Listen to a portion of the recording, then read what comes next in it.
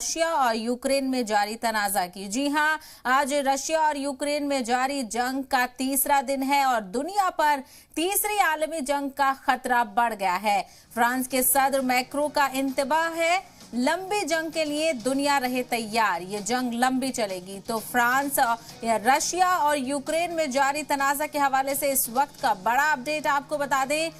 Macro का बयान सामने आया है जिसमें उन्होंने ये खदशा जाहिर किया है कि दुनिया पर तीसरी आलमी जंग का खतरा बढ़ रहा है। आपको बता दें कि फ्रांस के सदर इमैनुअल मैक्रो ने इंतबाह जाहिर किया है। उन्होंने कहा कि ये जंग लंबी चल सकती है, तो दुनिया को तैयार रहने की हिदायत मैक्रो ने दी है।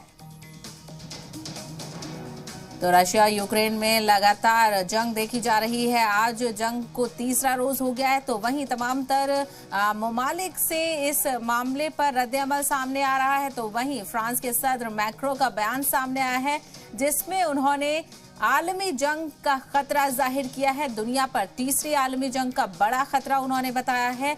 उन्होंने कहा कि ये जंग लंबी चल सकती है और जिसके लिए दुनिया को तैयार रहने की बात कही है।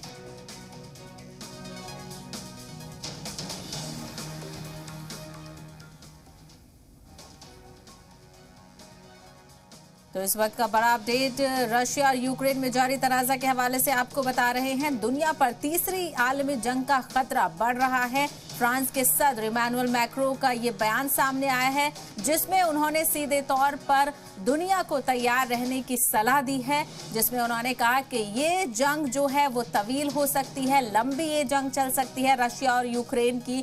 तो वहीं दुनिया के सभी जो ममालिक हैं उनको इसके नताइज के लिए और इस पर रद्द-ए-अमल के लिए तैयार रहना चाहिए और सीधे तौर पर उन्होंने तीसरी आलमी जंग का खतरा इस हवाले से बता दिया है।